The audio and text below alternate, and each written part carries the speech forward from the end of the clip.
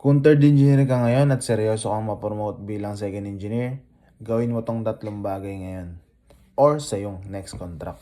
First, mag-set ka ng deadline para makuha mo yung second engineer license or yung chief engineer license. Second, tanungin mo sa segundo or sa chief engineer na ikaw ang gagawa ng toolbox meeting at planning ng jobs sa araw na yun. Or something about leadership tasks. Marami akong nakikitang third engineer na matagal na sa posisyon nila at walang ginagawang masyadong action. At na-stuck na sila dun hanggang sa mahirapan na sila makaakyat sa pagiging second engineer.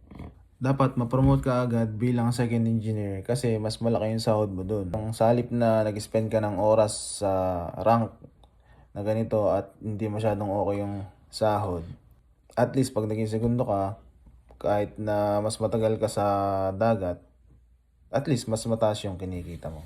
Then lastly, tanungin mo si chief engineer mo kung pwede ka ba niyang bigyan ng recommendation. If seryoso ka talaga ma-promote bilang second engineer or to chief engineer, i-check mo yung fast track system na ginawa ko.